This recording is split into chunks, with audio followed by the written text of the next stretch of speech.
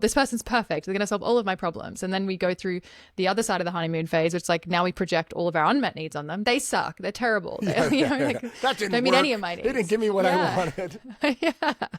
It's like, hang on a minute. Wait. Maybe there's space here for multiple things to be true. Welcome to the Super Good Podcast. I'm your host, Cory Caprista. Today, my conversation is with a world-class coach, leader, and dare I say wisdom keeper, one of my best friends in the world, Angel Drake. So without further ado, let's get to the good stuff.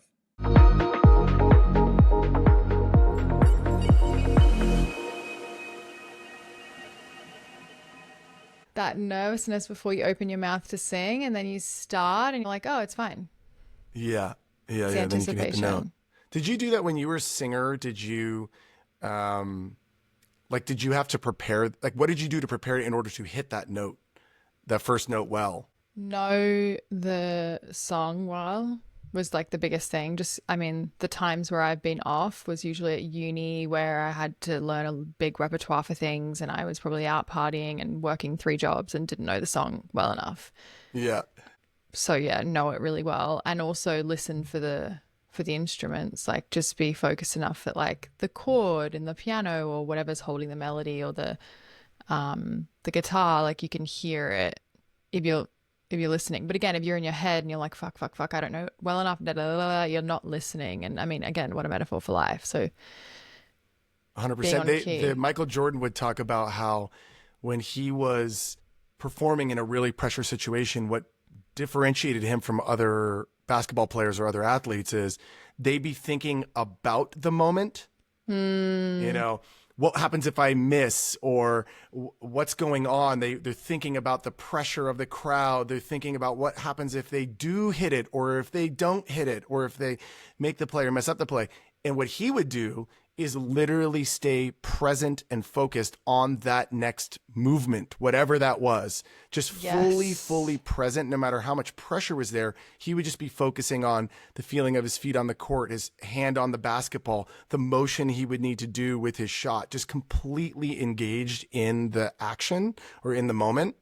Yeah, it's like less self-focus, I think we get when we're in our head of like, how am I going to sound, or what am I going to do, what if I fail, versus like listening to the band, feeling the rhythm in your body. Like, being in the moment requires less vigilant focus on itself, I think, and more expansive, inclusive awareness of other and environment and other aspects of senses, not just like intellectualizing the concept of who we are and how we want to be perceived, but like, what's my body need to do? Like Michael Jordan was saying, it's just, opening up our senses and diverting and divesting all the energy that we put into the concept of who we are and the intellectualization of who we are, and instead putting it on the moment.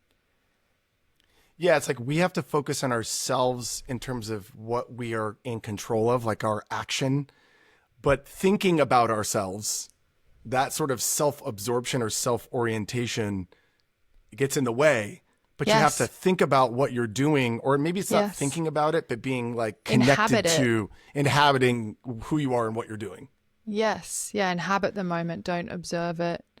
And I think social media and things like that train us to consume the moment and perform the moment. How are we in the moment versus like developing the sense to just inhabit the moment? Isn't that funny? Because we talk about performance, like being high performance, or when we have to do some kind of performance, whether that's performing as an athlete or performing as a singer, but being performative doesn't actually help you.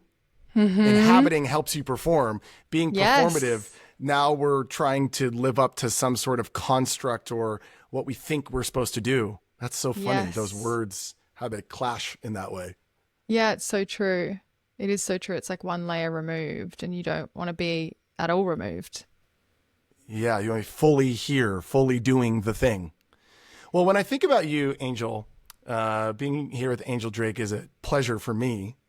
Truly, one of my favorite people on the planet. Actually, calling you Angel Drake is weird though, because to me, you'll always be Angelica. I know. We've talked about how you really enjoy that I use your full name a lot, and I know you use Angel for a number of reasons. In fact, I'd be curious, Why do you go by Angel now, even though you have such an, I mean, they're both great names.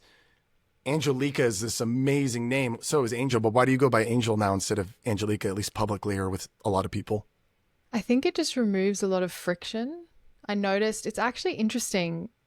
I lost some of the moment when I had the very privilege of meeting the Dalai Lama because I was correcting who had introduced me with the wrong name. But here's the extra tricky thing about that setup. My name, very close to Angelica. Angelica is my name. Super close. People always mispronounce it. I really like my name, Angelica. I'm an Angelica. I'm not an Angelica.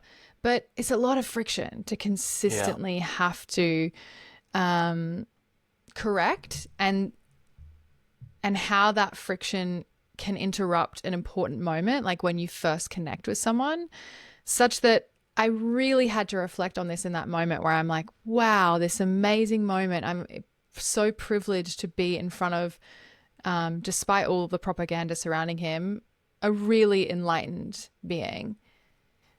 And I'm in this moment and someone goes, oh, Angelica. And I look and I say, oh, Angelica. And I'm like, that was half of the moment with this like amazing being. So I had to laugh at myself and think, wow, like, does it really matter? Can you just let go? And that was just kind of an interesting moment of witnessing my own control and getting to learn from it. And I like to think that illuminated beings like that, those who are spiritual teachers, whether they call themselves that or not, sometimes they're teaching us in unexpected ways, and the moment is teaching us in unexpected ways. So I took a lot from that through my disappointment at myself for missing some of that moment.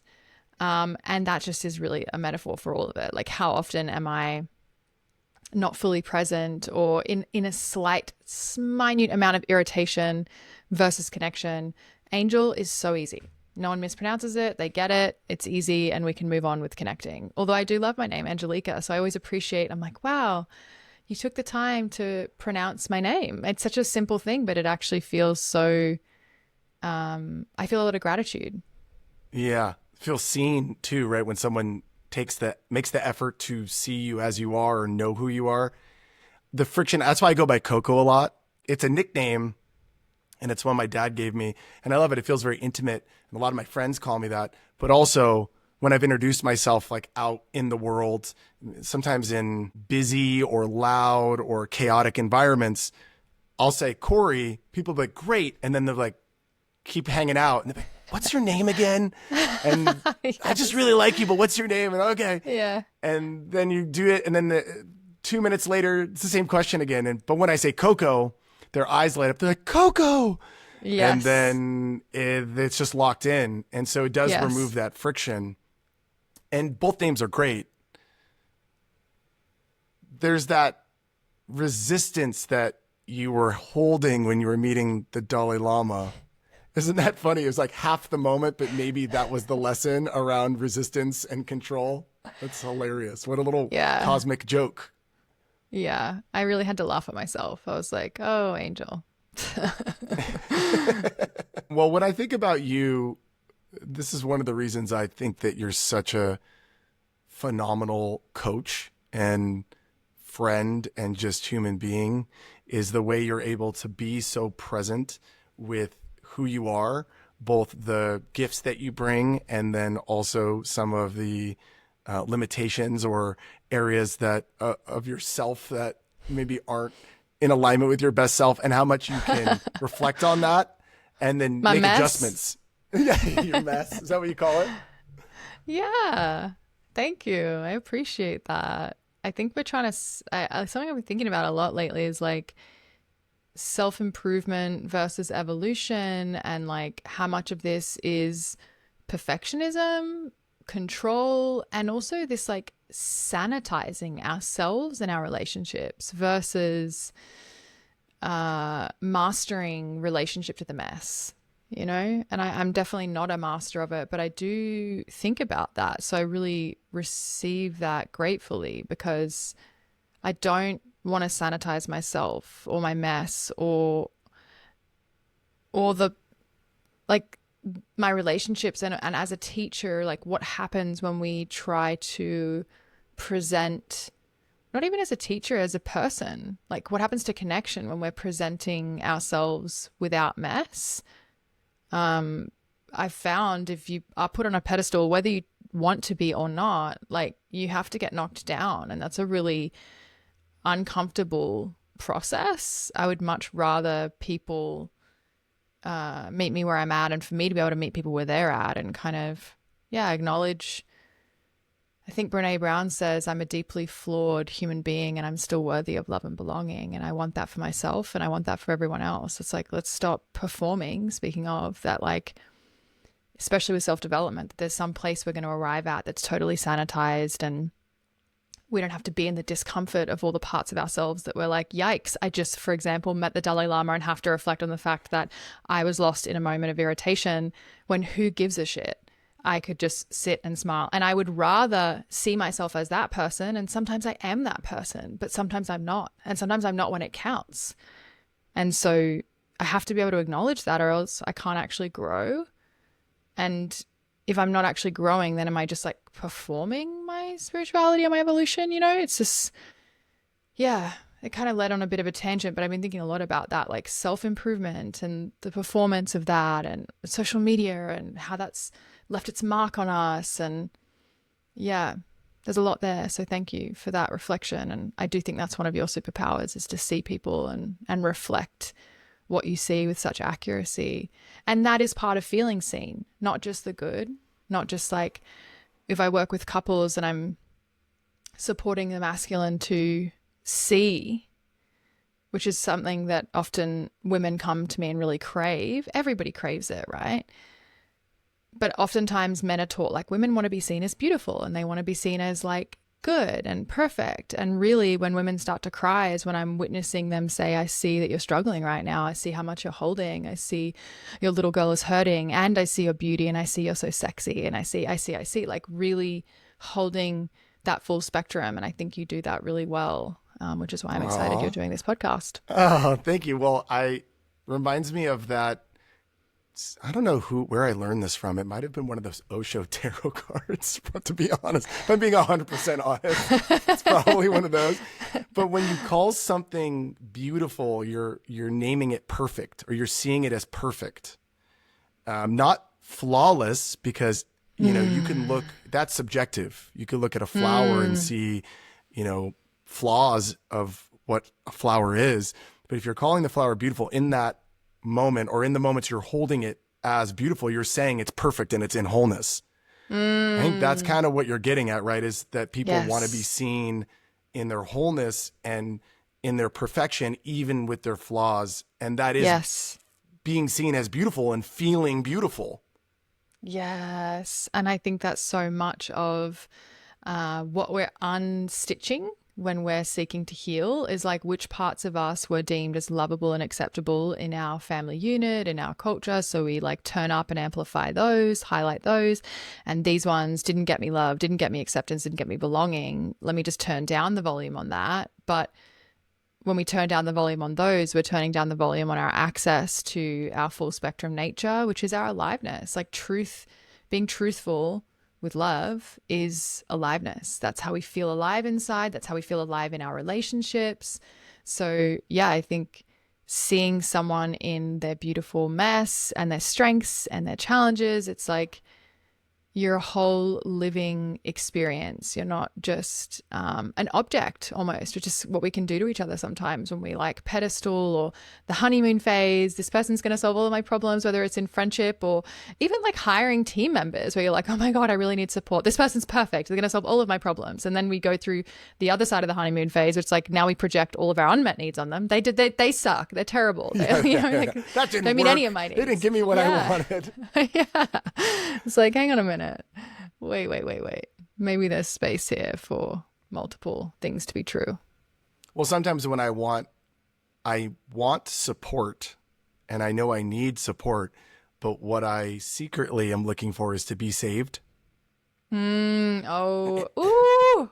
Shots fired. Are you gonna come rescue me? Like, that's really what I'm asking. Can you come do this all for me and rescue me? And those have been the worst times I've hired like a consultant or someone to help me with something is when I have kind of almost taken all of my own power away and put myself in sort of, the floundering victim role where I need you to come rescue me. And I don't know I'm doing it. I mean, it's usually in hindsight, I can No. see it, but that was like underneath it is like, I don't want to deal with this. I don't know how to do it. I feel not good enough in this area. Please come in and rescue me.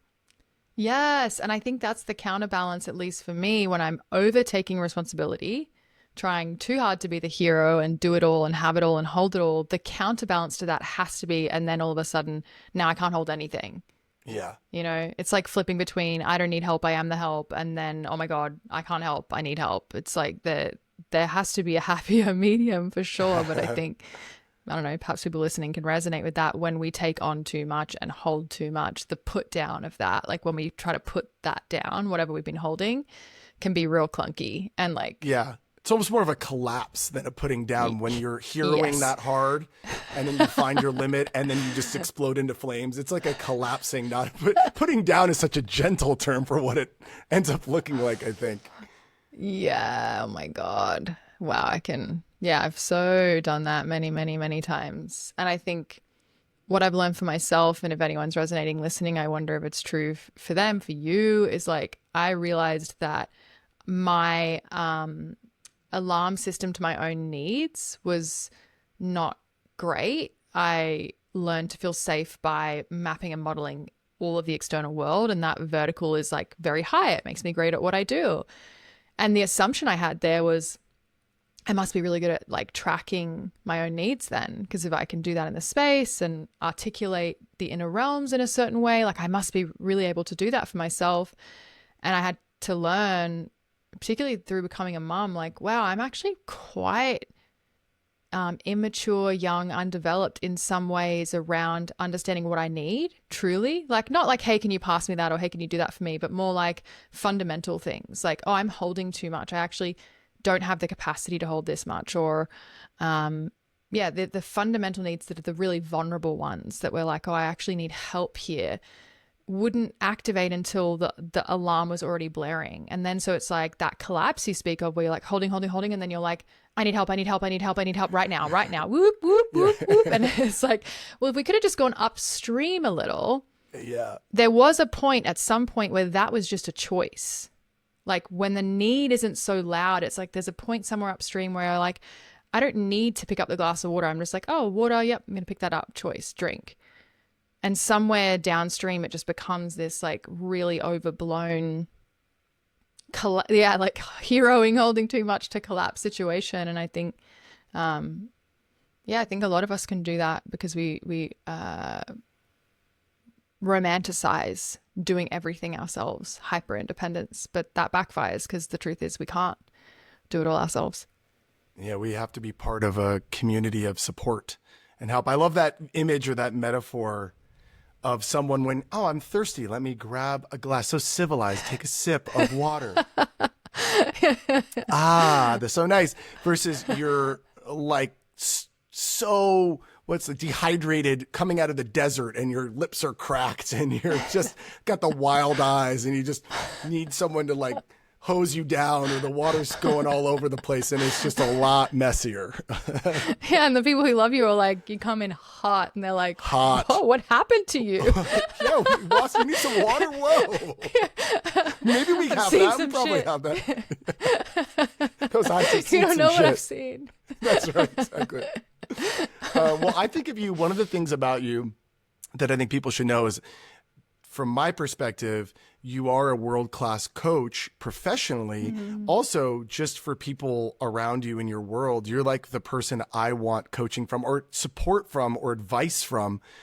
And one thing I'm curious about is how you balance being you, like living your life, and then your role as a coach and your persona as a coach and even your public brand or your inner identity as a coach. Because accepting ourselves is there, we need loving ourselves is there, but there's also this pursuit of reaching our potential and being the best version of ourselves. And there's this tension between being you, but also being better. And I'm just wondering for you as a coach, how you dance with that. Yeah, it's just really that kind of the core question that I'm living right now, I would say. So you're very intuitive because I don't believe we've had this conversation. Yeah, I grew up very ambitious, and my capacity to create and generate and get shit done and make stuff happen, that ambition, that drive really served me so well. I pulled myself up by my bootstraps. I now live in Los Angeles. I'm from the Gold Coast, Australia. Like, I have this amazing community. I've built this business. I am really grateful for that scrappy part of me that was willing to rise, no matter the obstacles. And that is the biggest shift I've experienced since becoming a mum. My son, as you know, but for anyone listening, is 11 months old.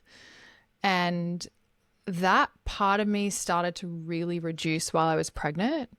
I was all of a sudden thinking, wow, I'm leading these programs and I'm hosting retreats. And when I'm in session with people, I'm like, this is still the greatest thing ever.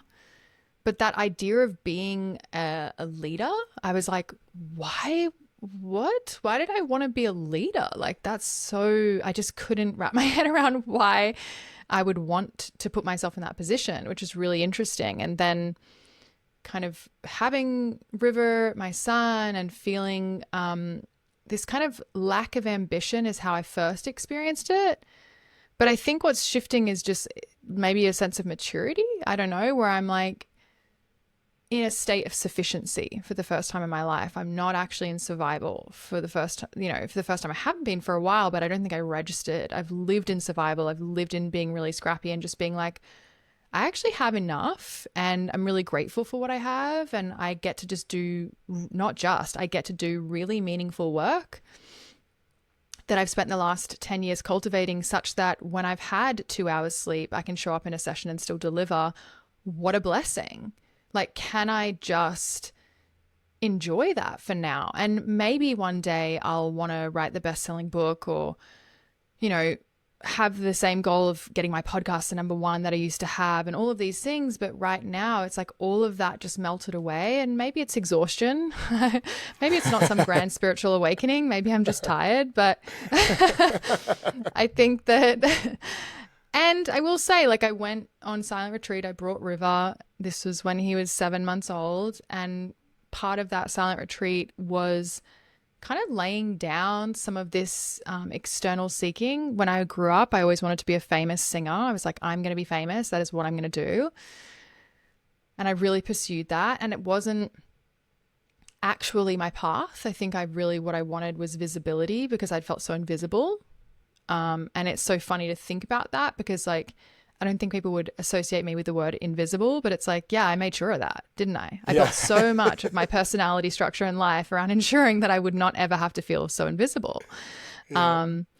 And even if I'm like, raw about that, but also think about, why do I do what I do? To make people feel seen, and so that they don't ever have to feel invisible or alone with what they're feeling. It's like so much of it is built around that wound. And I think some of the healing for that wound for me was like a willingness to be a little bit less visible, a willingness to be in a room and sit on the sidelines with my son in my arms and feel a little bit like, oh, I'm not quote unquote as relevant to these people in this room right now. Can I be okay with that? Can I not employ all the strategies that I used to do to hero so hard, as we said earlier, and just be and feel the discomfort? But it's like my mentor Misha says, like, we all have our June box. It's like that box of pain you have to stick your hand in and be willing to tolerate without enacting the patterns.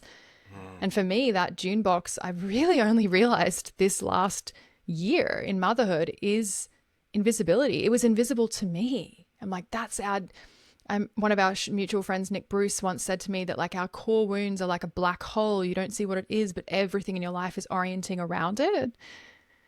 And so that's a bar from Nick. Yeah. So, there's been a lot of resolution and there's further to go. But interestingly, that evolution and that resolution for me is actually lessening the aggressive pursuit of excellence. And just my word for this year is savor. Mm-hmm. Savor. Mm-hmm. That's so interesting. I hear how your leader your conception of leader was also tied to being visibly a leader, like the leader in front of the Yes. room. Yeah. And, In my action, bias, what'd you say? indispensable. In the Indispensable action, leader. indispensable. Hmm. Yeah. And my bias is that leaders are people who take responsibility for their world and their impact and show up. And you can lead from Mm. the back and the side and, of course, from in front. But a lot Mm-hmm. of folks, what I've seen, and sometimes it's true for me as well, if we're not leading from the front, it's like, well, I'm not really a leader then. I'm not really in my power. And I hear you sort of expanding what it looks like for you to be a leader and how you show up. Yeah, just really shifting my self-concept, I think, and not really knowing, really questioning like, does it matter to me to lead? You know, do I need to? And I think a lot of like that coach to personal life, the first thing I thought of when you asked that, and it's funny, it's coming back now, was like the first thing that helped that shift was I stopped giving advice unless anyone asked me. Because when I first, I was like, I'm a helper. I'm here to Yeah. help and serve. And it's like, God help the poor people that I'm quote unquote helping. But now I think part of that maturation was I don't help or support unless I'm invited into that space. Like, I don't do that unless there's consent. And otherwise, I just love people where they are. I actually had a friend reflect to me recently. I went to visit another friend having a really hard time. And she was like, wow, you just loved her. You didn't fix it. You didn't coach her. You were just like, wow, I hear that. That is so hard. I love you. That's How did that enough. Like, go? if she, beautifully, she just Yeah. cried in my arms. And I was like, yeah, this is really hard. Finn, So, end yeah, scene. scene worked. Well, it's funny because I have on my list, I was thinking about the things that make you that you're great at, and the list is long. One of them Oh, I I wanted love to you. ask you about was advice giving, because when you go to coaching school, they tell you don't give advice. It's the cheapest form of support. But when I think about you, I'm like, but she's pretty good at giving advice. Yeah, I break that rule sometimes. Um, Thank you. I mean, it's all relevant, right? Depends who we're asking about the quality of my advice. But I appreciate that we're a fit there, and I feel the same about you. You're one of the very few people that I want to be coached by, and I think it's okay to break that rule again with consent. I will Well, say that's to clients, "Hey, I'm seeing something, and I'm going to reflect it to you, and I'm just going to give it to you raw." And push back if it's not true. And if I don't trust that they'll push back, I don't give it to them raw. But if it's a friend, and I'll often say, would you like my perspective on that? And they're like, oh, being here it you and comes. I, our archetype or our personality type, we're like vampires. It's kind of better when we get invited in. We have to be invited in first to the house. Oh my God, terrible. I mean, it's true. It's just knowing oneself. Some other people don't speak up enough to people around them, right? They hold back and they withhold Yes. so much. They're always waiting for an invite or permission. And if it doesn't come, then their work is more about withholding and how much they withhold. For us, Yes. maybe we get a little pushy. So making sure we Yeah. negotiate or get confirmation or consent for how do you want me to show up for you? Like what kind of support, or intuitively reading, maybe I can tell they don't need advice. They need me to hold them in my arms and let them cry, which you did with your friend in that scenario. Yeah. I think it's growing up. Like when I was younger, I was just like Yeah. all guns blazing, like I got so many answers and this helped me, so it's going to help you. And again, underneath that was a young woman who watched multiple immediate family members struggle so immensely with mental health, psychosis, nervous breakdowns, being medicated. It's like it doesn't take a lot of digging to figure out, oh wow, like you really have a low tolerance for watching people you care about, or really anyone. I had a very low tolerance for watching people suffer. And part of me becoming actually a truly great space holder was tapping into the part of me that actually has underneath that the essential self beyond the strategies of like, oh, people are in pain and I feel like I have to do something about it because I have the capacity. Underneath that, the part of me that's like, wow, I've been in a lot of pain myself in my life. I've been alone with a lot of pain. I actually know how to sit with pain without backing away. how do I access that and just be with someone and say, I'm not going to disconnect from you and I'm not going to back away from you because you're in pain. I'm going to move towards you, or I'm going to hold steady and ask questions from that place and get curious. And people are like, wait, what? We're allowed to be in connection and curious with this part of me, with this part of my mess. And then it creates that opening. And it's like, yeah, that's where the juice is. Damn. For people like you and I who are we want to help, we want to go in and support, we can forget. I certainly have been thinking about this lately, how for me with myself, I know when I'm uncomfortable or get faced with a challenge where it's crunchy and the gears are grinding and there's a lot of friction and it's hard, or I'm suffering.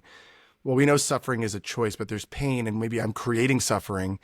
Sitting in that with support, but sitting in that and working with it often leads to my greatest breakthrough. And yet for others, I want to take it away from them. I don't want them to have to experience it, but then I'm robbing them of the process it takes to actually have their own insight or breakthrough. Yes. And rushing sometimes, because, you know, you and I like to joke about, we like to move fast. That's why I have my favorite hat that I wear every day that you got me that says must go faster, as a little joke. Like, we like to move fast, but when, as you said, to like rob someone of that moment, you have to give them the dignity of their process, which sometimes takes people a lot longer, you know. And God, I'm slow on certain things. Like I said, the things that I'm learning this year and looking at, like realizing my own core wound. I'm like, damn, girl, you think you're fast? You slow, honey. But also, you know, we're all slow when we're in our stuff we don't see by its very nature. And we're like, beep, beep, beep, that. And then they don't actually, it doesn't sink in. You're trying to give someone a bottle of olive oil to digest instead of a tablespoon that's going to bring the meal to life. It's like, here, drink this. And they're like, oh, I can't even metabolize it. Yeah, it's easy to be fast in the areas we already are clear on and know. And it's remembering. Yeah, or for someone else. For someone else, so much easier. And by the way, the hat she's talking about is a skeleton in a hot rod, but the hot rod is a coffin. And it's burning rubber and peeling out. And then it says must go faster. So it really fully puts the speed in context. I love that hat so much. We both have it. Well, that was one of my questions, was around speed, because you can be a must go faster person. And yet as a professional, as a coach, modulating your speed for who you're showing up for is important. And then I imagine, because I've seen you with River, your son, being a mother, I'm sure the speed is very different. And you show up to me, I experience you as the most spacious, patient, paced mother. Like there is just a serenity surrounding you. And so I wonder if you could talk to me about your relationship with speed over time and what you've learned about that, what's evolving. Yeah, I mean, it's funny because I think in my essence, I'm very slow and very sensitive. But I came into a system where that was not going to work. So I had to develop a strategy of being fast. And I got so good at that strategy. They call it like a self-like part in IFS or parts work, where it's like, it almost feels like it is you. And then you get close enough and you're like, wait a minute, there's just no room for the slower parts of me, because this fast strategy that's been going for so long and worked so well and is rewarded a lot by society is just there to fill the gaps. And so as I started to do work with that a few years ago, my husband, Patrick, who you had on the podcast, like he is so methodical and he is like chill and slow and sensitive. And I am actually deeply sensitive. And so being with him, it created this safe space where I'm like, wait a minute, you're mirroring and creating this space where I can actually be safe enough to like take that speed off. And also when I'm in that speed, it impacts you so much that I notice it. And I'm like, oh, that's jarring, because it's jarring you. And now it's like having a tuning fork in the room that helps you see your stuff really fast. You're like, oh, wow, that's impacting you. So I think wanting to honor his nervous system, because if you're listening, and you're in relationship to anyone, partnership or not, it doesn't actually work to try to get the slower person to speed up. That doesn't work with nervous systems. You have to be the one to slow down. And that's the way we create harmony. And then realizing as I slowed down that was actually closer to who I really am, that the speed is a strategy. I noticed during COVID, I had the weirdest experience where I eat a lot. We've met. I'm a healthy girl. I love my food. And when Patrick met me, he was like, wow, I've never had a partner that like, normally I get to finish their food. You finish your food and you're like, you're going to finish that? He's like, whoa, yes, I am. And he's a really slow eater. So speaking of slow and fast, right? Like so slow that we joke, we're going to make a YouTube channel saying Patrick eating things. It's just like 2 hours of a video of him eating one meal. Yeah, literally. It's like slow central. But at points, I'm like, okay, come on. We got to wrap this up. We have a baby. Let's We're in a move it restaurant. We got to along. go. One time I was holding a blowout diaper and I was like, baby, I'm so sorry to rush you, but we need to leave now. I'm holding shit in my hand. Like, we got to go. Anyway, so I'm in COVID and I have a moment of observing myself eating where all of a sudden I get full and I start to speed up to finish the plate, but I'm full. I'm like, what am I doing? This is so weird. Why am I speeding up to finish this plate when I'm full? And that is a metaphor for the strategy. When I'm full, overburdened, and heroing so hard, and I don't actually have the capacity to do what I think I need to do, I try to blast out of that lack of capacity by just moving quickly and to get through the intolerable feeling of helplessness, essentially, as a child. It's like, no, I'm not helpless. I'm going to find the capacity to generate myself out of this. And so I notice that strategy now. I start to speed up. I'm like, oh, I'm under-resourced. I'm trying to speed my way through this. And the way I know that isn't who I really am is because when I'm in session, I train facilitators, and so much of the method is like so like much room. It's so spacious. It's like trusting the psychobiological wisdom of the person in front of you, letting it come through, lots of space, being okay with silence. Like that's where the magic is. And I'm like, oh, that's the essential self. Or like you said, with mothering, Patrick's like, you are so patient. I didn't know that about myself. I thought I was an impatient person, but I'm like, you're right. I'm actually really, in this context, it's not forced. I'm not trying. I just have a big capacity to like, all right, this is what's happening right now. And I'm like, whoa. Where was she in my life before? There was no room, I think, growing up. So I never made room for her. But it's nice to reclaim that. You just blew my mind with when I'm full and to my capacity or over, I speed up to blow through it. I mean, maybe this whole podcast is actually just for me because we're so similar.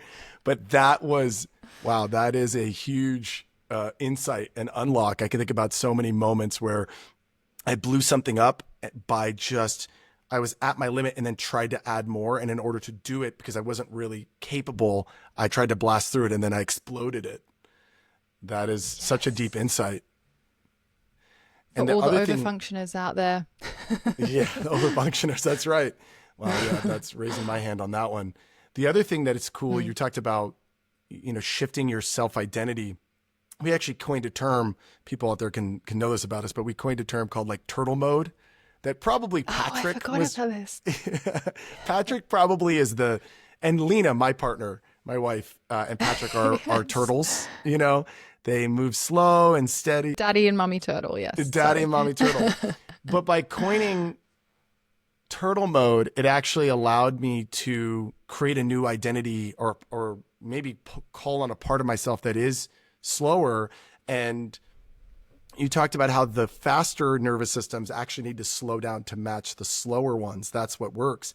And so that's why I've enjoyed saying, oh, we're in turtle mode right now, because I'm with Patrick and Angelica and Lena, and I'm maybe the fastest one left. And I'm like, ooh, instead of trying to speed them up, what if I join them? And it feels so peaceful and spacious. I'm like, oh, thank God we're in turtle mode. It's so nice. I think when that happened was at Burning Man, and I feel like the power of like me and Patrick somehow just like, you're like, you guys are like in slow motion. You saw us and we were just like moving so slow on our bikes, like everything's just moving so slow. And you're like, you are literally in slow motion. But then Lena was like, oh yeah, that's my zone right here. And so the field of slow just like drew you into it. And you were like, wait a minute, it's really nice here, which has been my experience as well. Yeah. I'm like, hang on a minute, what am I rushing for? This is nice. Yeah, it's like a warm bath. I'm like, ooh, I always avoid the bath until I'm in the bath. And I'm like, I should take the bath more. And that's like turtle mode. It's like, oh, baths are nice.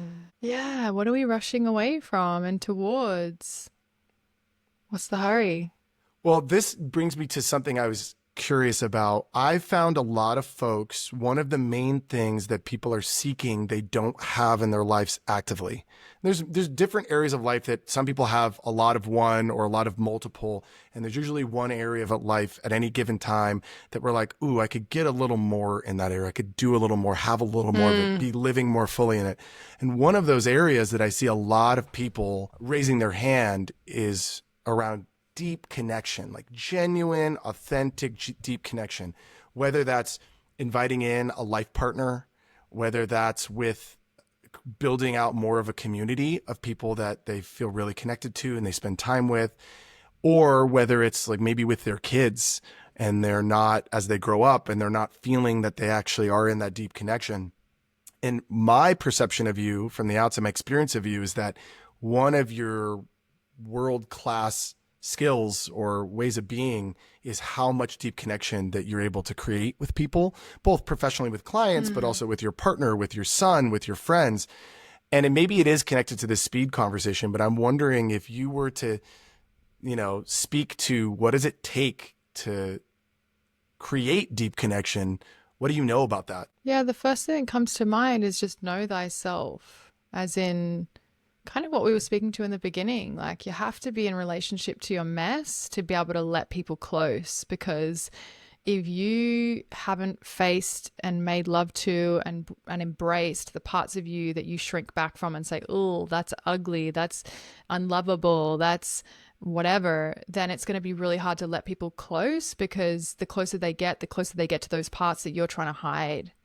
And I think intimacy is a revealing. And so we have to kind of be willing to, not to everyone and not all the time, but to those who have earned the right to sit at that table, to like lay it out and not spend so much energy trying to conceal, because that takes a lot of psychic energy that then creates a big block in the flow of love and connection. And then we wonder why we don't feel loved or seen. We're trying to construct this self that's going to get us love and connection. And yet it's the very construction of that that holds the reality of who we are outside the room, feeling alone and exiled, versus when we bring all of us in the room as much as we can with the people who have earned that right, then we can feel truly seen, truly loved. Then we have real connection, and we create the possibility and the opportunity for people to do the same.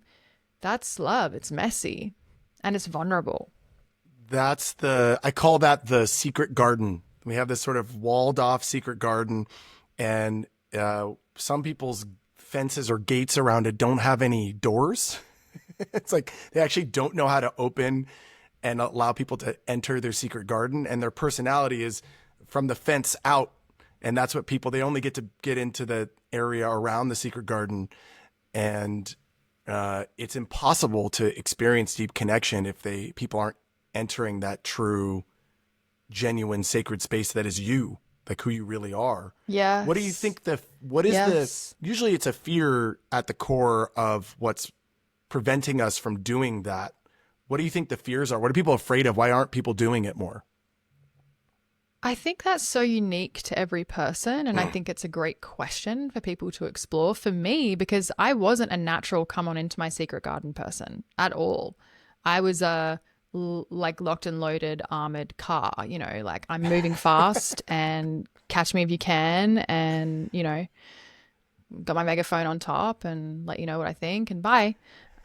So that was not good for relationships. And I felt extremely alone. And I was very grateful to have an amazing acting teacher she was a healer, witch, priestess. I don't know. Bless Marty, wherever you are.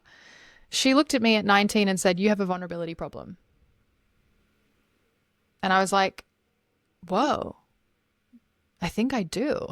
She was like, yes. And You that do. set me on this journey of trying to access my secret garden and allow other people to access my secret garden. So just for anyone listening, it's like, yeah, it's not like I just came out of the womb with this. It's like, no way, this is a journey. And for me, the fear was who I am at stillness, at rest in my essential nature is not enough to receive love, to receive support. I'm only useful when I'm giving. and I will most likely be used and discarded Wow. or invisible. So I chose let me be used and discarded versus feeling so invisible. And those were the options on my limited fear wound menu. Yeah. Versus coming to the realization that, like I said, the Brene Brown says, I'm a deeply flawed human being. I'm still worthy of love and belonging. And slowly, slowly, bit by bit, the more I created openings in that wall and let people in, and the fear of, what if I'm used and discarded, which has still happened, right? But then it's so outweighed by the connection and finding your people. And yes, when you share more of who you are, you realize who is not for you, and people fall away, and that's scary.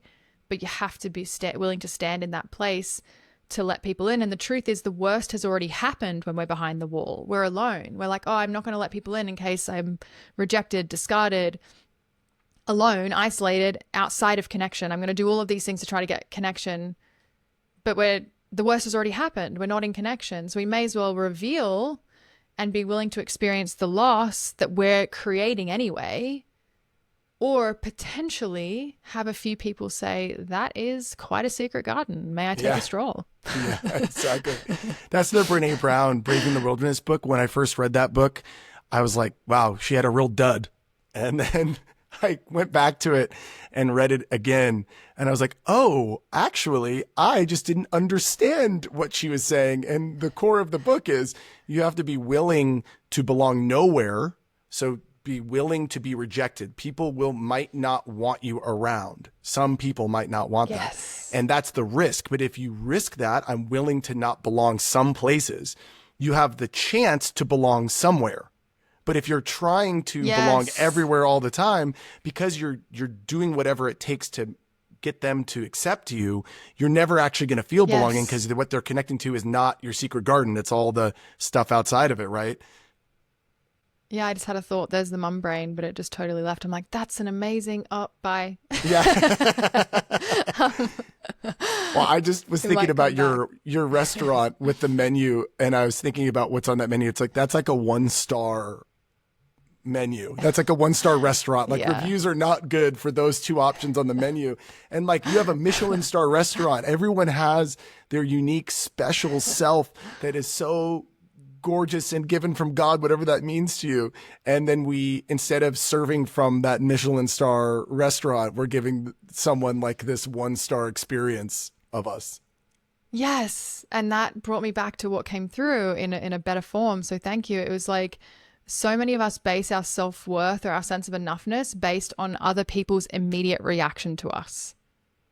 It's like, okay, so you had a family who were basically the only people who visited your restaurant, and their responses dictate apparently to our inner world, like everyone, the whole world. That is our whole world as a little one. We're like, that's how people are going to respond to my menu. So I'm going to whittle it down to the things that are at least somewhat palatable. Meanwhile, as you say, it's like there's a whole world out there that wants to experience you, and we feel isolated and alone because we've based our self-worth on familial expectations, but then also how often are we like monitoring someone's reaction to us? I think if people have not enoughness as a really core wound, I was just working with one of my couples recently, the man in the couple, around this, that your worth isn't determined by her immediate response to you. It's like, I'm going to try this. I'm going to risk it just a little bit. And if I don't get a really positive rave review, oh, no, I'm going to shrink back. No. It's like, yeah, pull back and see, that's why I never want to do this. It's like, what is the lie that we unconsciously seek to prove as true in every one of our relationships? And like, for some people, it's like, I'll never be enough. Or for others, and often these two people are together. Others, it's, I can't depend on anyone else. I have to do everything myself. And then those two people get together and it's a whale of a time. It's quite a back and forth that just exacerbates each of those shadow reiterates cells. The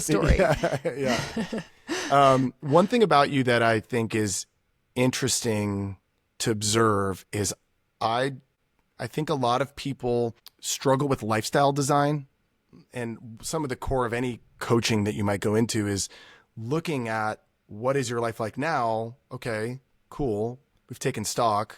Maybe we rate it how it feels to us.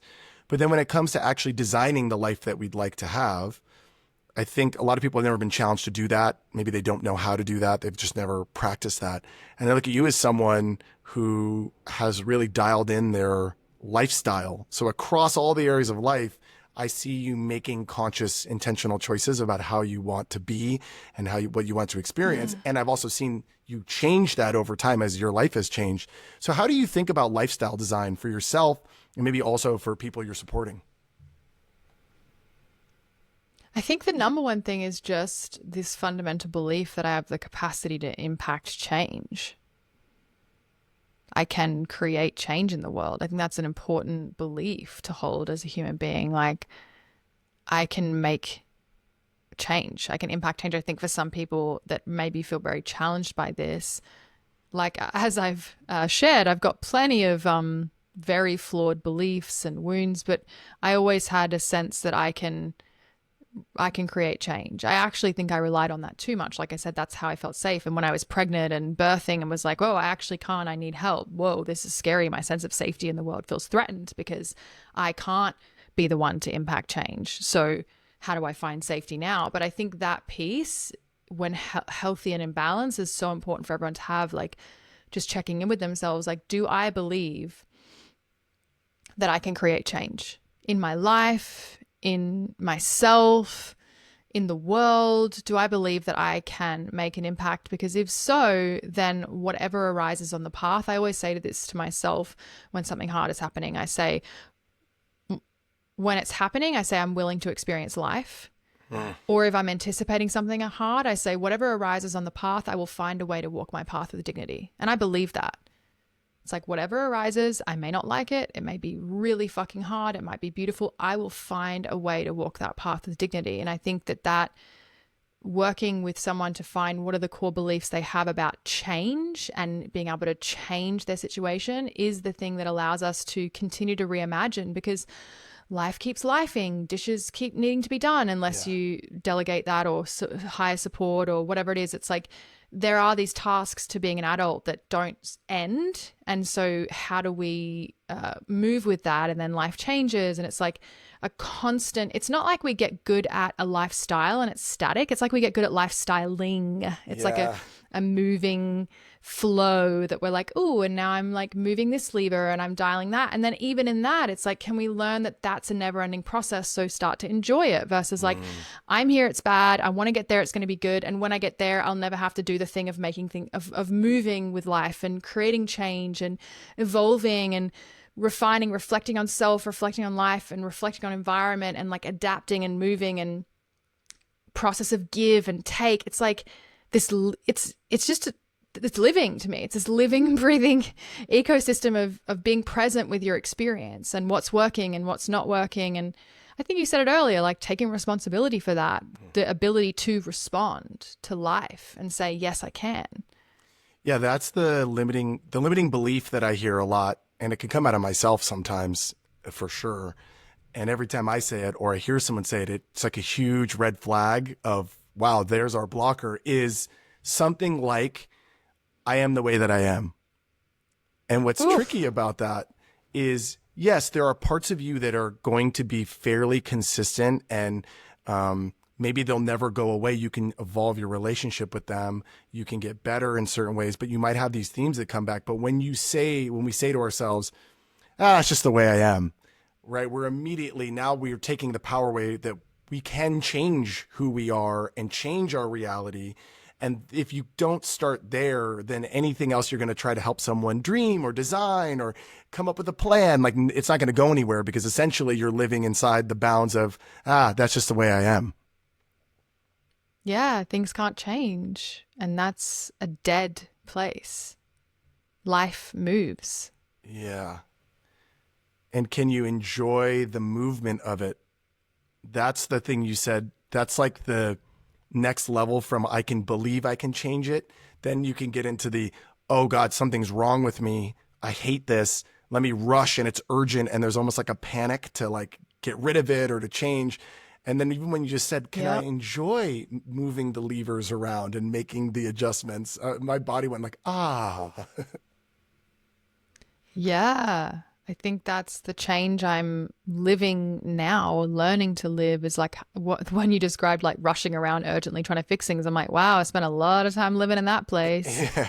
And I don't want to live there. And I also don't want to perpetuate that culture of self improvement. I'm like, I really am on this tip right now of like, how do we rest into sufficiency? I think it's the greatest spiritual practice of our time.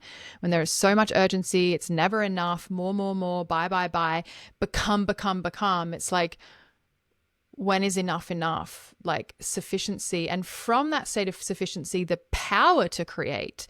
It's not passivity, like you're saying, I just am as I am, but it's not hunger, urgent, rushing around to fix and change. It's like, wow, life's moving, I'm moving, it's always moving, I'm okay, and I have what I need in this moment. And also, how do I want to meet the moment? And all that psychic energy that we were using to pressure and perfect and fix gets freed up to create. And it's like, Yeah.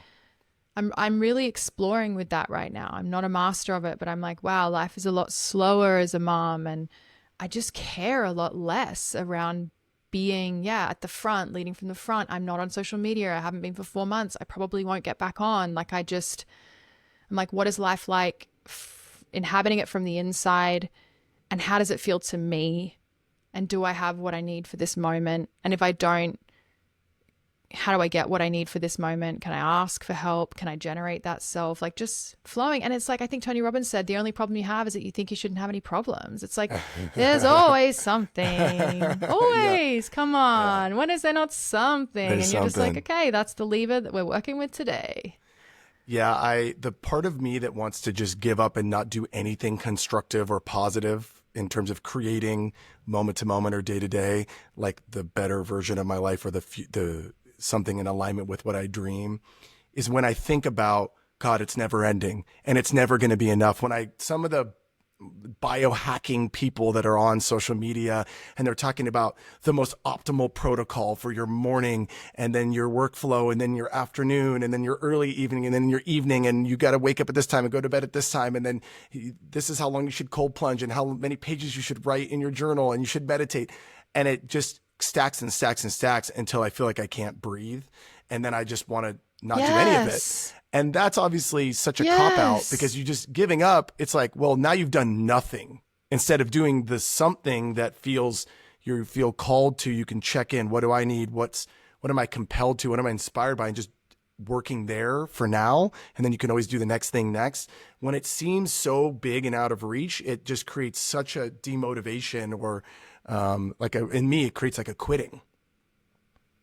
Well, that makes total sense though, right? It's Yeah. overwhelming if you think I can't achieve this thing, because no person can have excellence in every single area. And the age of social media would have us believe if we could just be better and try harder and motivate more, then we will have excellence and genius across every area of our life. And what you're feeling, I think, is universal. It's like, no, I can't.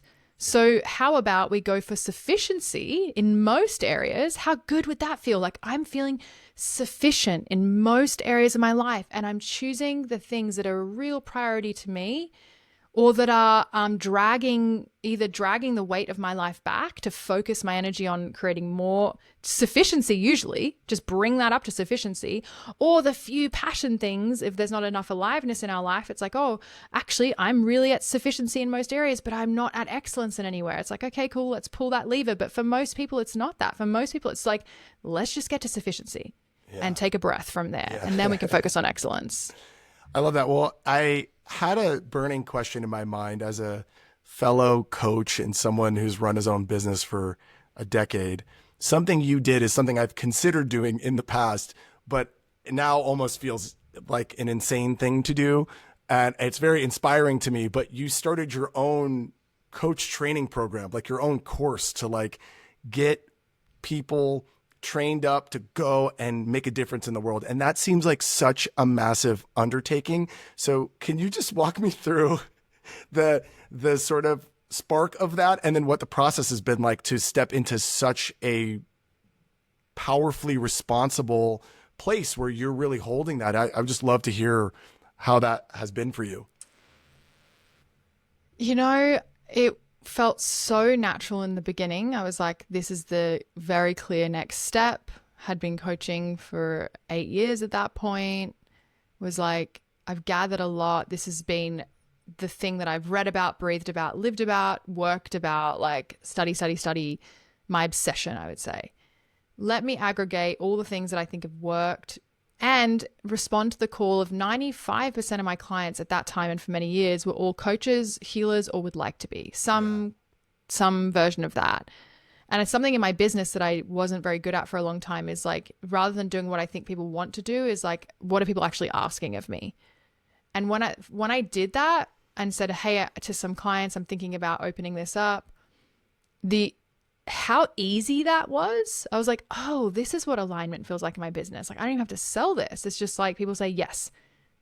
And I'm like, wow, okay, which was great because they'd already worked with me as a client. So they know the work. They know what I do. They're just like, yeah, teach me how you do it. And I said to each of them in the beginning, I'm not 100% sure this is a teachable skill. I want to just delineate how much of this is teachable and how much of this depends on someone's, like gifts or personality or whatever. And through that process, I was like, wow, this is really teachable, watching them improve in their practice sessions and me getting to go through the process, which I think was almost like integrating the past 10 years of my life of like, what works? Like when I try to reverse engineer what now feels so intuitive, which is really like, is it intuition? Yes. Or is it your 10,000 hours? Probably both. But how do I we show up at the thing that we do every day and it just happens almost like that's that flow state. But it's like, how do we actually reverse engineer? Like what is happening in this space and what are the most important things was really fun for me. I was like, what is happening? And like, there's some magic, but like, can we actually create the conditions for the magic? And what are those conditions? Because so much of coaching, as you know, is like, and especially I love the somatic, like eyes closed work. And I say somatic psycho-spiritual approach. What does that really mean? Some of my clients have described it as a more feminine approach. It's very relationship centered. It's client led,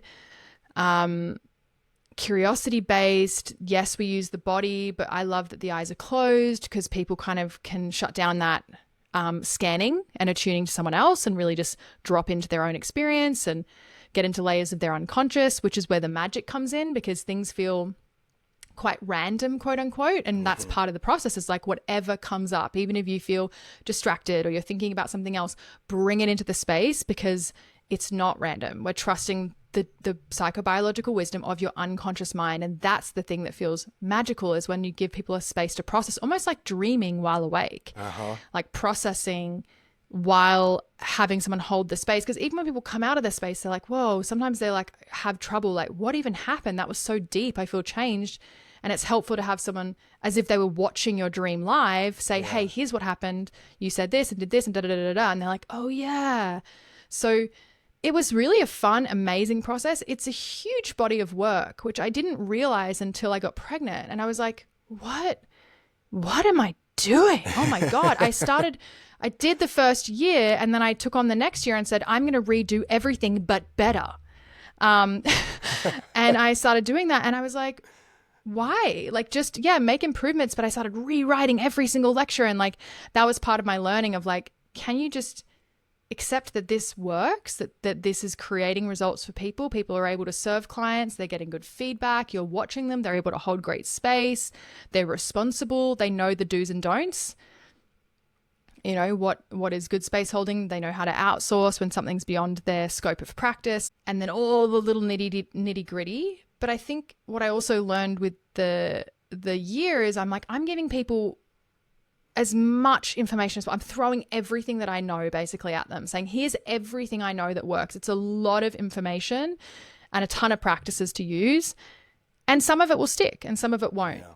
And that's okay. And they can keep coming back to the material. I don't need to keep trying to make sure that they get every single thing. The only thing that I need to know that they get is how to hold exquisite space. Like truly, if that's all I taught them, all the techniques and the systems and the tools, they're all a bonus. But the core thing is, can you sit in front of someone, truly deeply listen, work with what comes up, have authentic curiosity, which arises from true presence, and then support them from the state of curiosity into sense making, which creates acceptance, which creates space in the system for something new. It's so simple. like when we like lay it out like that. But as a skill, that's really the base of it. What I'm trying to create for people is to really hold exquisite space. And then I'm going to be honest, like if someone went in there, they'd be like, you need to reduce like the amount of information here. You could literally do the 3 months and that would be enough. But that's not how I work. I feel like a crazy scientist with this thing. I'm like, and this, like all the ingredients, all of this information. And and like, even if they only take 10%, I think it still is sufficient and they can come back and, keep dabbling. But it was an amazing process and it was a big undertaking, which I enjoyed at the time. And I look back and think, I don't know if I could do that again. Yeah. Wow, that was my idea of a good time. And now I'm like, just don't have that much energy. You're like, thank God past Angel created that, because current Angel doesn't want to do that again. It doesn't want to do that right now. Yeah, exactly. If you could guide people, because most people are not listening to each other, and the reverse of that would be most people aren't being listened to as they go around in their lives. So if you were to give people one listening approach or tool or way of thinking about listening so they can be a better listener for the people in their lives, because I think like you're saying, when you do listen and you create space, that then allows magic to come forward in your life, right? There's not a lot of space for magic to arise when there's not listening space. And it could be listening to self, listening to others. In this case, we're maybe talking about the listening to others as a starting place. What would you guide people to? There are like the key obvious ones, but I think people know that. So the first thing that comes to mind is have a practice of listening to self. And when I say that, I mean meditation. But when people hear that, it's like, oh, the trite cliche of like sitting down and thinking about their to-dos until the timer comes off. And I'm like, no, like actually cultivating concentration.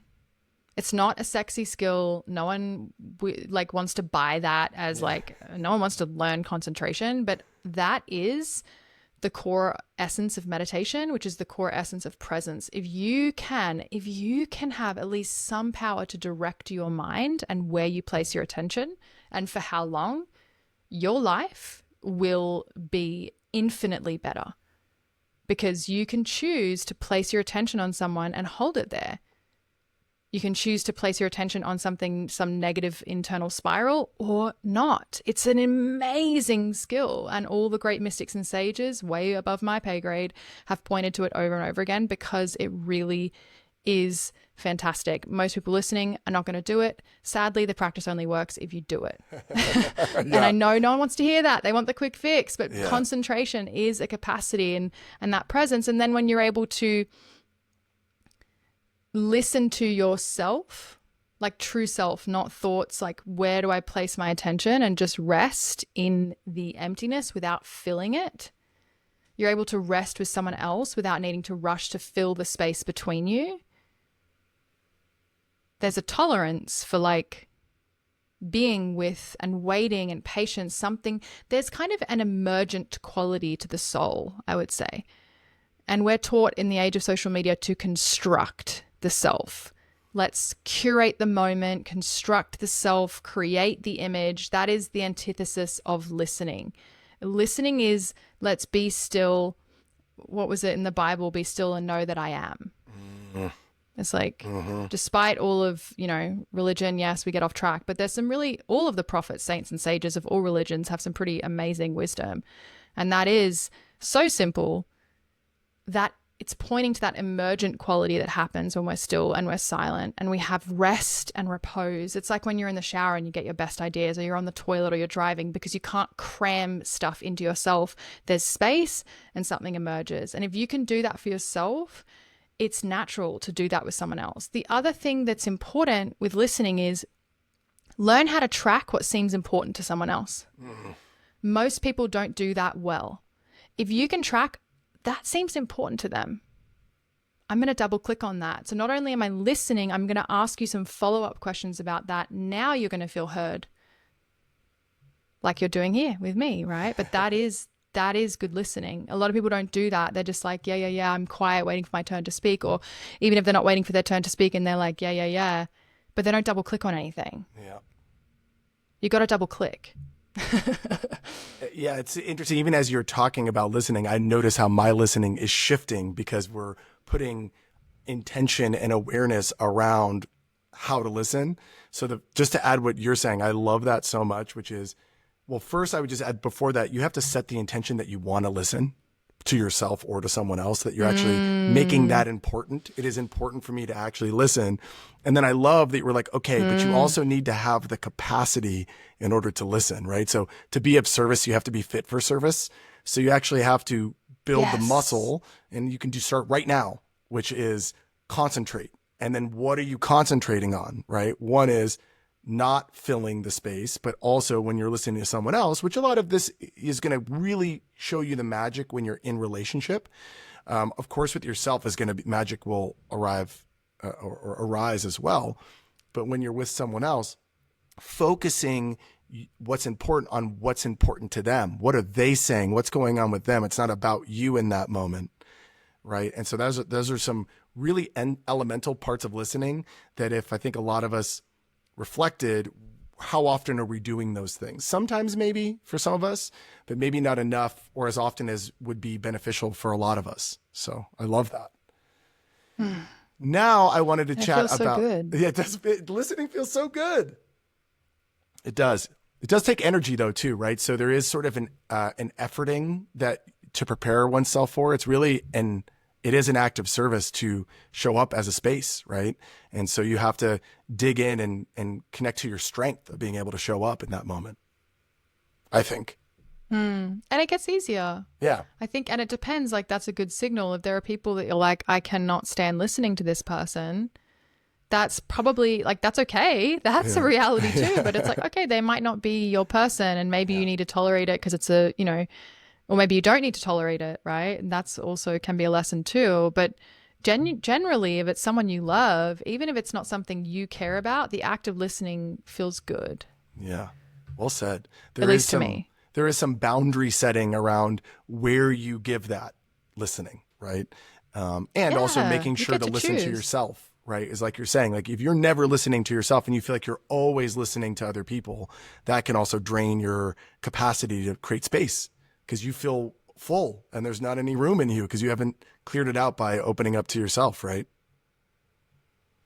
Yeah, listening to the wrong people who are taking up space in your system and your life that aren't actually aligned. That's out of integrity. That you're like, this is not a reciprocal relationship. I'm not feeling loved, respected, met, valued, which are core essential ingredients for the health and vitality of a connection. In which case, don't be listening. Yeah. Yeah, time to talk Yeah. and say no Love or that. goodbye. Well, one thing you said around when you moved into creating a coaching program, right? This somatic psycho-spiritual coaching program, which I love that Approach. I know. approach. Is that SPA is the Spa. acronym? I love that. SPA coaching program. One of the things that I think was underneath that was that you had attracted dream clients that were, before you even knew you wanted to do the program, they were clients, it seems like, that might have been really aligned to what you wanted in a client. And then they almost showed you the path and where you should go. But Yes. I know a lot of people run their own businesses of very different types. But what do you know about attracting your dream clients that is worth sharing? Alignment. Like we talk a lot about that. There's so much woo woo. But again, it's like know thyself. You have to know. It was so hard for me to get that alignment when I wasn't clear on my strengths and I wasn't clear on what my strengths were not. As much like when I'm being specific, like in the room with clients, like we have to get really like drill it down. What is your business? Within your business, what are your strengths? What are not your strengths? Like, who are you? Know thyself. And okay, then therefore, if you know what your strengths are, who needs that? It's like that clarity piece, which I did not have for such a long time. And then I think consistently sharing in a way that creates value. So whether that's, I'm not on social media right now. I relentlessly shared and produced content for nearly 10 years on that platform. Bless it, appreciated it. I was able to connect with lots of people. Now I write a newsletter, more long form essays. I've had a podcast. I teach once a month an advanced practice group for my former clients. It's like there has to be ways for people to easily interact with whatever it is that you're offering. I believe this is just the way that worked for me. And what the fuck do I know? But from my perspective, this is what worked. When I can create places for people to have an experience that they either haven't had before or an aha moment or learn something. And then I'm not trying to beg or sell. There's just alignment. They're like, oh, I know and trust and like you and your work. And I'm actually grateful to you and your work because of the podcast I heard or have listened to for however long, or the content I followed for however long. And now that I have this challenge, I know that you're the person to solve it because I know you. Yeah. And I trust that you're the person to support me with it because, you know, we've been on this journey together. There's an established relationship. I think otherwise we can end up feeling entitled to people buying our product or service. And it's like, well, why? Why should they buy your product or service? What have you given them or provided for them? And to just do that because you love it, you know, like I'm always trying to make sure that I still love it. With social media, I didn't love it anymore. Yeah. I did for a long time. Now I love writing my newsletter and I'm loving my advanced practice group. If I ever stop loving that, I'm going to have to find another place to do something that, because that otherwise it's not the spirit of generosity and people can feel it. Yeah. Otherwise you're just trying to sell people something. And it's like, I feel allergic to that. I don't want to be, people are shoving shit down my throat all the time. I don't want that. So I don't want to be that. I'm like, how can I give from my gifts consistently and generously in a way that feels really true? It's beautiful. One thing, just to slow that down a bit on the first part, is people actually going through a process of getting clear on what do they like about their work, which of their clients maybe make them the most money and feel the best. Like, hey, I love working with these clients and these clients pay me the most maybe and give me the least amount of problems and give me the most energy. What is it about them that does that? And what would it look like to maybe have more of that? And then what kind of work or kind of clients are the ones where I'm dreading, or I don't feel like I'm giving as much value, or I'm draining my energy. So that's like the first part. And a lot of people are just moving through the process of just operating their business. They're just in the business. And so stepping back and doing that sounds like a really important part of the process. And the second thing you're saying, I think what I'm hearing at least, is take that clarity and then make sure what you're saying out on your website, in your content, is speaking to those elements, those people, like that persona that you'd want more of. And so they can actually find you and know, oh, well, that's a match for me. And then they can come to you and know what they're getting. Yeah, and that should actually happen naturally if you get clear enough, because it's alignment. You are going to want to be sharing about the things that are true for you, that you're passionate about, that you love usually.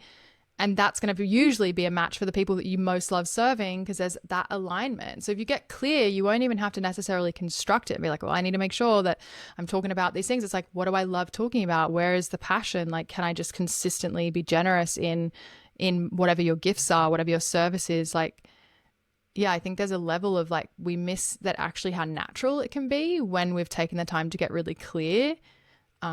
We can trust, again, the intelligence of our system. And it's almost like the layers of intuition. One of my teachers teaches it like the deepest layer of intuition, you just kind of arrive on the path. You just like find yourself in the right place at the right time because you've been in that deep, subtle listening. And then the next layer is like examples. Life will show you examples or models around you. And you're like, oh, or like give you examples in your experience. Like, oh, the dream client here, not dream client there. It's like, oh, okay. Like there's like the breadcrumbs. Or then the next layer is like words, thoughts, feelings, like kind of that type of level of intuition. And the final layer is pain. Like we learn through pain. So yeah, it's like how, when it comes to our business, like how deeply, again, can we slow down and listen and from that place take stock? What is working? Not about ourselves. I think people, when they're entrepreneurs, can wrap up like, oh, if it's not working, then I'm not working, or I'm bad, or I'm wrong, especially if you have a personal brand, versus like, no, separate human being. Here's my business. When I can create that space between the two, like, and listening to people. What do they want from me? What's not working for them? This isn't about like me getting it wrong or bad, which prevents us from listening to the client. Like, where's it clunky for them? Like, where's the block in the process? Like, where does it slow the flow? Like, how can I automate things, make it easy for them to pay, easy for them to schedule? How can I make sure the sessions flow really well for them? Are they getting what they need? What do they want to focus on? Do I have the skills to meet that? Like, yeah, I think also not making yourself the hero, even if you have a personal brand. How do you make sure that your client or your customer is the hero? Ooh, that's powerful. And I'm hearing too, or what I'm getting from you is that there's a lot of signal out there to tune into if you're able to listen, and then not take it as information about you not being good enough or making it about you, more just listening. Okay, what do I need to adjust about the business and how I show up? If we can listen and actually just neutrally process those signals. Well, Yeah. with the time we have, I'm curious around dating and relationship, because I know you coach a lot of women, and a lot of my favorite women, they want to call in their dream partner. And I know a lot men too. So it's really not about the gendered side of it. It's just people, if they don't have that true love in their life and partnership, most people at some point are going to be seeking that if they're not already. And a lot of people are actively seeking that. So I'm sure that people come to you a lot with wanting to be more successful in dating and call in their dream partner.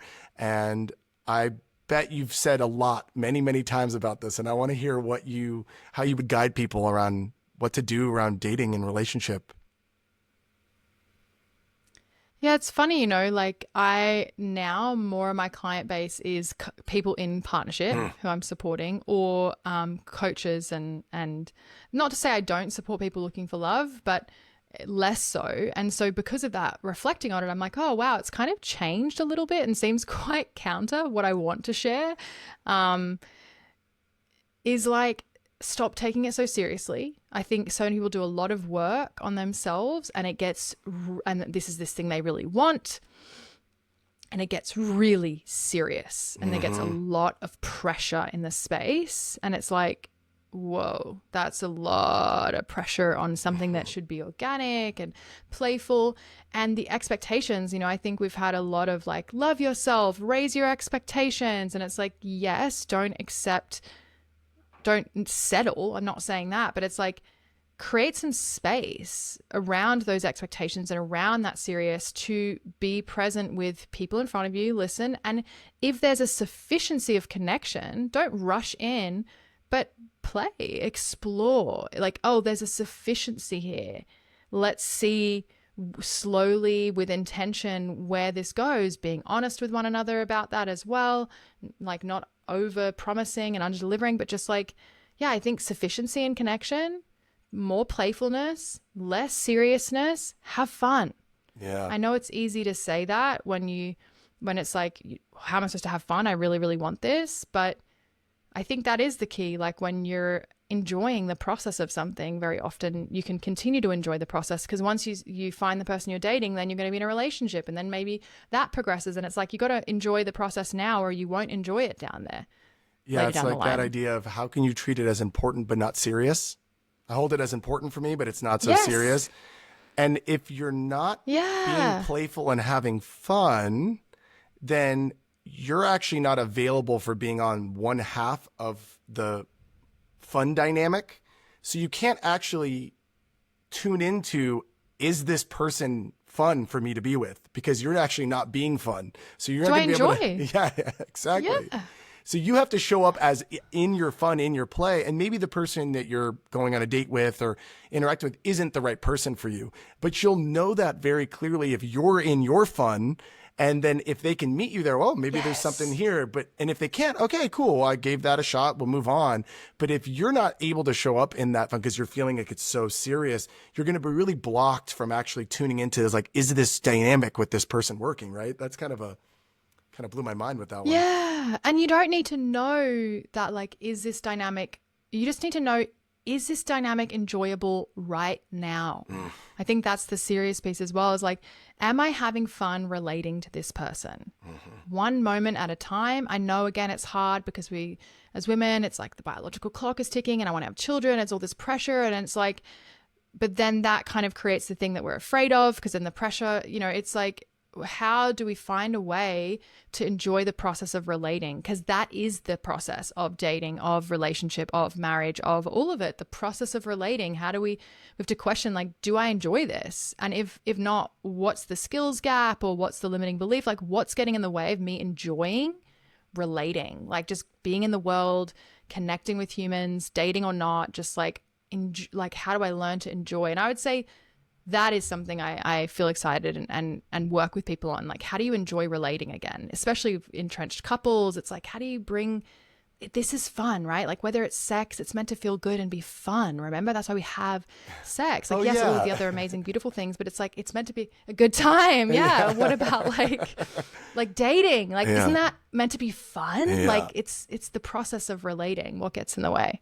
Is that really the same thing you coach for people in relationship, or do you see certain like major pitfalls that keep coming up for you that people bring you over and over again in terms of, hey, maybe I'm dating someone now and I'd like it to get more. I was going to use the word serious.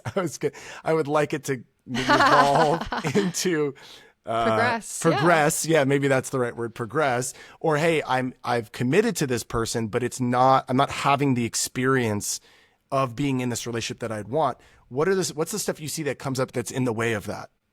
It's usually different for everyone, but the thing that I really love doing, whether it's for a couple and it's their core dynamic, an individual, for work, for love, it's like, what is the core dynamic that you have with that which you say you want that you're not getting? What is the fundamental way that you're relating to this thing? The beliefs, the past pain, the repressed feelings, all of that. It's like, how do we drill down and get super crystal clear on your core dynamic? With couples, it's really fun because you get to like really drill down on what it is. And then every single thing they bring, you can keep pretty much reflecting like, do we see what's happening here? And they're like, oh my God, it's just our core dynamics, different content, same dynamic. And it's like, yeah, this is the spiritual contract you have, is to evolve beyond this core dynamic. And we have that as individuals with money, with love. It's like there's some core flaw in how we're relating to the thing that's getting in the way of the thing that I believe, and we all get to choose, is the spiritual contract with money, with love, with whatever it is. It's like, oh, this is what we're here to evolve through. And then that belief allows us to enjoy the process a little, even though we're like, oh. Yeah, but when you work on the dynamic, the thing about when we say dynamic, it's really about like the present moment. In a moment, how are you thinking? What's the conversation in your mind driving your behavior? And maybe behind that, what's the beliefs that are driving the conversation, that are driving your words and your actions? That dynamic that's Yeah. happening And right what's the now past pain? in the past pain that's in there, the trauma and those blind spots that are kind of controlling it, as Nick Bruce was talking about. That dynamic, it's like everywhere you go, there you are. You can try to be in a Yep. different moment or in a different place, and the same thing follows you around. So you have to go to the now, which that's actually quite freeing, I think, in a way, because you actually don't have to fix all of it everywhere out there. Like the way we look at our relationship, our lives, Nope. it's all out there. It's all sitting there for us like a burden. It's like, actually, if you change the dynamic right here, right now, that will go with you into all those other moments and Yes. all those other things. That's what you're saying, I think, right? Yes. Yes. Yes. Healing only ever happens right now. Yeah. And when it happens, it's the most, I could literally weep. This is the thing I love the most about what I do. That moment, the felt shift, when someone sees the story, sees the dynamic, traces the past pain, maybe releases some of the emotion, then there's this space of like clarity of like, whoa, like for me, when I was saying, wow, I look back my whole life, my personality through the lens of like, did I feel invisible as a child? And how did I construct so much around that? And now that I see it, how can I tolerate the thing that felt intolerable enough to make a different choice, to not go into the compulsive, automatic, reactive behaviors that cover over the thing I said I can't possibly ever feel that again? And people feeling that space and seeing with that clarity themselves and all of the things, they're like, I don't know why I do that thing. You know, this morning I had a client like, oh my God, I have this part of myself. Why do I do that? And by the end of it, she's weeping like, I feel so much compassion and gratitude to that strategy because I understand why I do that. I don't want to do it anymore. But like, then that gives you a choice because you see it for what it is. It comes up again in the moment because it will. And you're like, oh, there's that thing I'm doing. There's my relationship to this thing that's connected to that past pain, and I have a different choice and I have connection to it because it's like the teacher that we're not connected to and don't respect and that we don't like. As soon as she turns her back, we're just trying to get around what she told us to do. The teacher that we are connected to, we want to do well for. And that's like the key, is when we can connect to these aspects of ourselves and create that understanding then there's room to change. And it's the same for anything, love, money. It's the same fundamental process. And I think it's like magic. It's amazing. Yeah, it's kind of a high you get when someone creates that space, and in that space of possibility, oh, I don't have to keep doing the same automatic. Oh, I have possibility. Oh, then lightness comes in, and you see this surge of energy into their face and into their body, and you go, oh, that person can do anything. That person can change any of this into what they want. The person I was just talking to before this, they were not going anywhere but where you've been, and the same dynamic is going to run you again. But that is like a very, it's a very euphoric feeling to be with someone in that breaking through moment, and the lightness and energy and optimism. Yes. And they're just like, the action is like Yes. crackling on their fingertips. Yeah, it's a really good feeling, isn't it? Liberation. That's what that Yeah. is, like watching Freedom. someone get free. And that's what I love to do for myself as well. I'm like, oh, where am I not free? And then it's like the process again is fun. I enjoy the process of liberation versus that, like you were talking about, like that overwhelming feeling of self-improvement and fixing. It's like, no, where else can I get a little more free? Where else can I get a little more Yeah. free? And Yeah. then Yeah, the freedom is what we can aim at. Yeah, things will get better as you become more free, but orienting towards improvement, ooh, that's a little, yeah, that can be workable, but wow, orienting towards freedom, that's the good stuff right there. So I think that's a great place to leave it. I can't imagine a final note better than that one. That's the good stuff. You know, let's all of us being a little more free every day and finding the places where we're not free and opening that possibility and that experience of freedom. Wow. Well, thank you so much for the time. Is there anything you'd like to plug, Angel Drake, that's going on in your world you want people to know about? yeah, my newsletter, Soul Notes from Angel. You can find me on Instagram. I'm not actually there, but on my bio is a link to sign up, and I will send you a soul note straight to your email from my heart to yours every week. And my Instagram is at Angelica. Oh, here come all the A's. Angelika. Alana, Alana. That's a lot of A's, but you're my A student, so it's perfect that you have so many A's. But yeah, if you her newsletter is amazing, and so navigating there and getting on that, you're going to get the depth of what she has to offer, the slowness, the depth. I think you're going to really love it, and I just can't thank you enough for the time. It was a real joy to be with you, and thanks to everyone for tuning in. Thanks for tuning in to the Super Good Podcast. If you enjoyed this episode, please like and subscribe, and even share with a friend. It means the world. Until next time, stay super good.